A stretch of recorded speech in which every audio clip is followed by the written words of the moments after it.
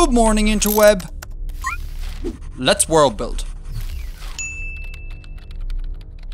Generally speaking, nouns can be divided into two groups, count nouns and mass nouns. Count nouns are, well, countable. 1 car, 2 dogs, 3 pencils. They can be modified by numerals and can occur in both singular and plural forms. Mass nouns like water, sand, smoke have none of these properties, so they require measure words to help define their quantity. 1 drop of water, 2 grains of sand, 3 plumes of smoke. This distinction is one important part of nominal countability. The other is grammatical number. In English, we have singular nouns and plural nouns. We can have a lot of fun here, so let's create a noun count system. Step 1. Divide your nouns into count and mass nouns. Things viewed with a degree of individualism usually get count nouns, and those viewed with a sense of collectivism usually get mass nouns. This distinction could be informed by your culture's worldview. Like, do they view trees as inherently individualistic or inherently collective? Also, throw in a few weird ones like how English speakers treat peas individualistically, but not corn for, reasons? Step 2. Decide on grammatical number. English's singular and plural distinction is by no means the only option here. Versions of ancient Greek had a dual form, specifically for pairs of objects. 1 of a thing, 2 of a thing, many of a thing. So, by extension, you could have trial, quadrille, and even paucal noun forms. Step 3. Inflect. Last step is to come up with an inflection scheme for each of the grammatical numbers you've chosen. I actually recommend starting off with a simple rule like all plurals get an E suffix. Then expand upon this rule as you create your words, and, as always, throw in a few exceptions to make your conlang seem more naturalistic. Now, you could avoid all this inflectional morphology stuff by just treating all nouns as mass nouns. Mandarin treats all its nouns as mass nouns and as a result relies heavily on a thing called a noun classifier system. Mandarin divides its nouns into like groups and gives each group a classifier, a small word that precedes a noun to indicate what group it's in. So when counting in Mandarin, it would be grammatically incorrect to say something like 3 people. Instead, you'd say 3 ge person, ge being the people/individual things classifier. Similarly, this ge person, that ge person. There are a couple of neat consequences to a noun classifier system. Weirdly, nouns can be omitted in certain circumstances. Like, if the classifier supplies half the meaning and context the rest, why bother even saying the noun? Also, you can easily set up informal and formal versions of your conlang. Maybe informal speech uses a generic catch-all classifier, but formal speech uses the dictionary correct ones. Languages with classifiers tend to allow their nouns to pair with multiple classifiers, so maybe the level of formality in your conlang is directly proportional to how flowery a person's classifier choice is. And the old favourite, classifiers allow for freer word order. See previous video. If this sounds like your kind of bag, but you don't want to invent literally hundreds of classifiers, then we could extend this grouping of nouns idea a bit further into the realms of the noun class system.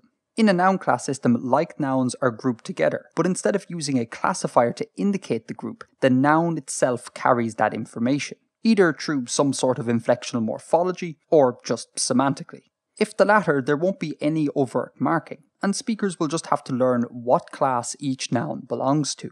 Now, noun class and noun classifiers are closely related ideas, but they differ in a number of key ways. The big one being that noun classes generally demand some sort of agreement. That could be the article and modifier agreement from the last video, or even verb agreement. Kinda like how a verb following it in English demands modification.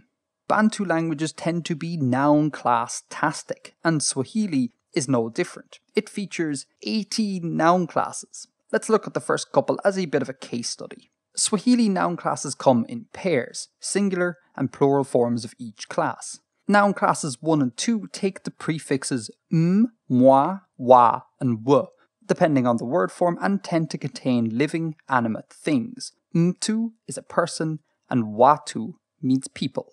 Noun classes 3 and 4 take the prefixes moi, and mi, and tend to contain plants. Mti, tree, miti, trees. Classes 5 and 6 for the most part take no prefix in the singular and ma in the plural. These are kind of catch-all classes with no one major theme. Tunda, fruit, matunda, fruits. And finally, classes 7 and 8 tend to contain objects that people use, and they take the prefixes ki, ch, vi, vy. Kitu, thing, vitu, things, and so on. Got it? Cool. Let's build. Step 1. Choose your classes. A great way of deciding which classes to use or invent is to refer to a thing called the ANIMACY hierarchy, a spectrum going from most to least animate. Following this hierarchy, a culture might categorize its world into people, animals, plants, natural forces, inanimate objects, and abstract ideas, for example. Boom! 6 noun classes. Or maybe they'll do this, 7 classes. Or this, 3 classes. Categorize your nouns based on your culture's worldview and what's important to them. Now, NatLangs don't strictly do this, but it's a nice conlanging tool. For demo purposes, I'll go with a very minimalistic 2-class system, animate and inanimate.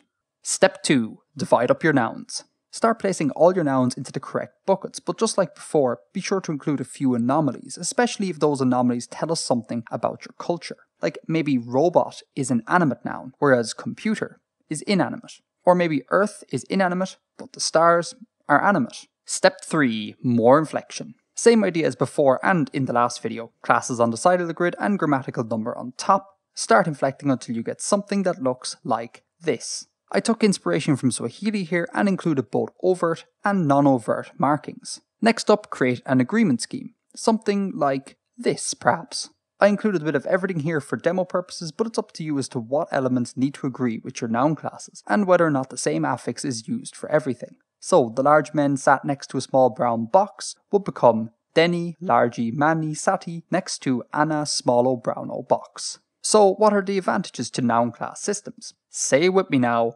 Free, word, order. Also, built-in redundancy. Agreement can act as a series of parsing clues, so if you mishear a bit of a sentence, it might not matter because of how intertwined everything is. But most useful of all for conlanging purposes is that noun classes can be used to generate words, like how the Swahili root tu in class 1 means person, but in class 7 means thing. And there you have it. Gender system done. Wait, gender? What do you mean gender? I thought you were creating a noun class system. This is a noun class system, and it's a gender system. No it's not. Gender is like masculine and feminine, right? Like in French. No. Grammatical gender refers to any noun class system of 2 to 4 classes, in which the division of noun classes forms an agreement with other aspects of language, particularly if based on biological sex. Particularly, not necessarily. It's largely down to Eurocentric selection bias that we associate grammatical gender so strongly with biological sex. But all grammatical gender is just another noun class system. So Basque's animate-inanimate system is as much a gender system as French's masculine and feminine. Dog, cat, other would be silly, but also just as much a gender system as German's masculine, feminine, and neuter. If and only if the system demands agreement. Agreement is the defining characteristic of noun classes and, by extension, grammatical gender, not sex. Good morning, INTERWEB, real-time follow-up. So slight correction here, Basque doesn't really have a gender system. Yes, it has some animate, inanimate qualities going on, I don't quite understand them, but it's not enough to constitute a full-blown gender system. So, bit of a correction there, but the point still stands. Any non-sex-based binary noun class system is functionally identical to any sex-based binary noun class system. Follow up from the last video, which will be linked below me in a bit. Syncretism. Now, I implicitly talked about syncretism in the last video, but after talking to some of the folks in comments and on Reddit, it's worth explicitly talking about it here for a bit. Syncretism is the idea that inflectional varieties will evolve, morph, and combine over time, such that it would be extremely unrealistic for your conlang to have each and every inflection be unique. And there's really cool ways we can go about simulating natural language evolution.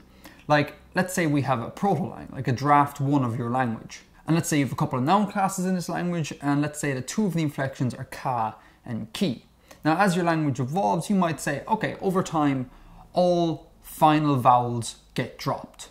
So ka becomes k and ki becomes k. So we have two identical in sounding inflections that perform very different roles given where they came from. TLDR, put a bit of syncretism in your languages. Don't make everything unique. Thank you so much for watching and supporting this channel. It means so much to me. Special thanks go out to the wonderful folks over at Patreon: Isaac Silbert, Andrew Shahale, Robin Hilton, Ripta Pasay, and World Anvil. I get the impression that some of you went over to World Anvil from the last video and checked out their world building tools and were really happy with them, which is awesome. So I'm going to drop links in the doobly-doo again so more you can go check them out. Tell them Edgar sent you. And until next time, take care of yourself, folks. Rao.